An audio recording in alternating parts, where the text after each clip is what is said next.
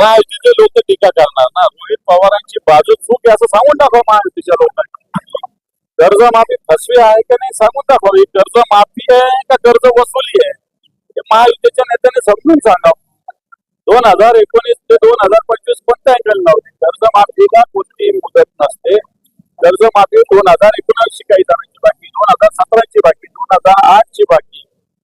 बरं, आता तुम्ही कर्ज ज्यांनी काढलेलं आहे त्याच्याकडे 2 लाख 3 लाख झालं तर तुम्ही 2.5 लाख भरांना 50,000 माफ करतो म्हणजे वसुलीच झाली ना.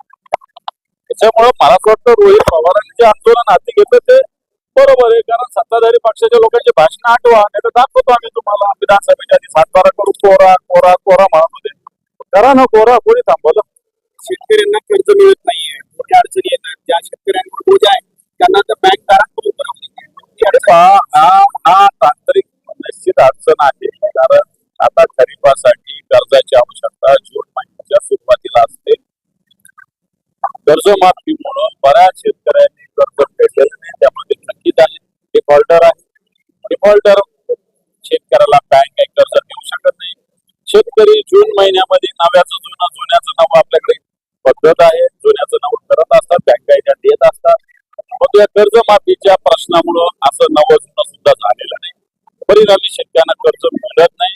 त्यामुळे एकीकडे कर्ज माफी नाही, एकीकडे बँक कर्ज देत नाही. अशा दृष्ट चक्रामध्ये शेतकरी अडकलेला आहे. मला असं वाटतं याचं नुकसान मोठ्या प्रमाणात शेतकऱ्यांचं होत आहे. या दोन्ही मुद्द्यावर शिवसेनेनं 16 तारखेला संपूर्ण मराठवाड्यात नव्हे तर मला असं वाटतं महाराष्ट्रात, मला मराठवाड्याची माहिती आहे, सगळ्या जिल्ह्यामध्ये मोठं आंदोलन आम्ही करतो.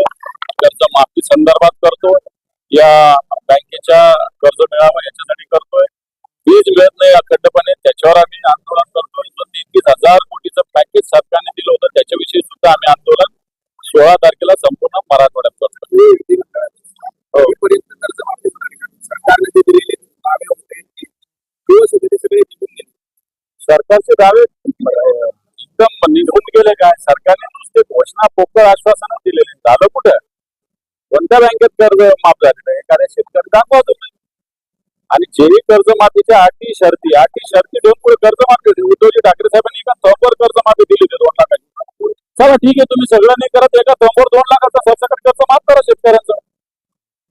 तेही करत नाही.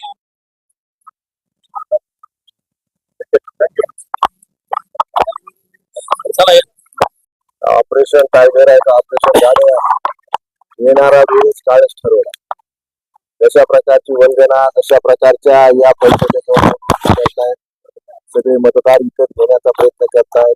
17 ठिकाणी निवडणूक लागली, कित्येक ठिकाणी निवडणूक झाली, कित्येक ठिकाणी वापस घेण्यासाठी लोकांवर दबाव टाकण्यात खऱ्या अर्थानं लोकतंत्राची हत्या आहे. पण परभणीकरांनी दाखवून दिलेल्या निवडणूक काय असते. म्हणून खऱ्या अर्थानं चुरस ही परभणीतच आहे. परभणीमध्ये लोकतंत्र वाचवण्याचं काम या सगळ्यांनी लोकांनी केल्याबद्दल त्यांची सुद्धा मी आभार व्यक्त करतो. आणि विशेष करून आपले उमेदवार डॉक्टर विवेक नामवंतर यांच्यावर प्रचंड असे दबाव असताना सुद्धा त्यांनी सुद्धा ही निवडणूक अतिशय चिघळीने लढत आहेत. त्याबद्दल त्यांचे सुद्धा मी आभार आणि अभिनंदन व्यक्त करतो. सर, आपण पाहिलं परभणी शहर महापालिकेत तुम्ही खासदार साहेबांनी सोबत लढाई लढली, पण यावेळेस खासदार साहेबच्या बाबतीमध्ये त्यांचा काही धोंडे जेवणाचा कार्यक्रम आहे, मग ते आज शकले नाहीत अशा प्रकारची माहिती मला मिळाली. आणि पक्षश्रेष्ठी त्याबद्दल काय निर्णय घेतला त्याबद्दल काही बोलू शकत खरा चर्चा आहे. सर, थोडं काहीतरी कोणासोबत खासदार साहेब असं काही सध्याच्या घटनेत माझ्या लक्षात येत नाही. आम्ही सर्व एकसंघ मिळून निवडणूक लढू आणि विशेष प्रमाणात जे आमचा झाल्याशिवाय राहणार नाही सुद्धा या ठिकाणी आपण सांगू. साहेबांनी बोलले की सर्व आमदार रावत पाटील यांच्या नेतृत्वाखाली चालू आहे. काय सांगणार? या ठिकाणी परभणी जिल्ह्याची ही जबाबदारी माझ्यावरती तेवढं सत्य आहे. तरी दोन्ही जिल्ह्यामध्ये जे काही नगरसेवक असतील, जे काही जिल्हा परिषद सदस्य असतील, जे काही मतदार असतील, त्यांना एकसंघ करून मतदार कमी असल्यामुळे आमच्याकडे विशेष लक्ष देऊन ही निवडणूक आपण कशी जिंकता येईल याची रणनीती करण्यासाठी मला थोडं पुढाकार घेण्यास सांगितलं झालेलं. या निवडणुकीमध्ये लक्ष्मी अस्त्राचा वापर होऊ शकतो. खऱ्या अर्थानं विचाराविरुद्ध लक्ष्मी अस्त्र असा हे आजची लढाई आहे. म्हणून आता यामध्ये विचार जिंकतोय का लक्ष्मी अस्त्र जिंकतोय तुम्हाला काउंटिंगच्या नंतरच लक्षात. आता कार्यक्रमात भावी खासदार म्हणून उल्लेख केला, कसं पाहताय?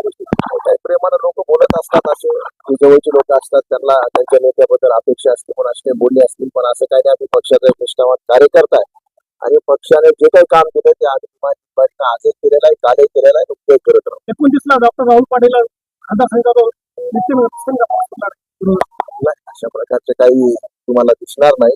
जे काही होईल ते 2029 ला येईल. आताच त्याबद्दल मी काही वाचिता करणार महाविकास आघाडीच्या नेत्यांनीच आता तुम्हाला उपमुख्यमंत्री भावी खासदार नाही. जे कसं आहे, स्टेजवर बोलत असताना कोणी उत्स्फूर्तपणे काही बोलू शकतं पण सन्मान्य खासदार साहेब आमच्या पक्षाचे नेते आहेत आणि खऱ्या अर्थानं त्यांच्या नेतृत्वाखाली ही सगळी निवडणूक घडते हे सुद्धा तेवढंच सत्य आहे.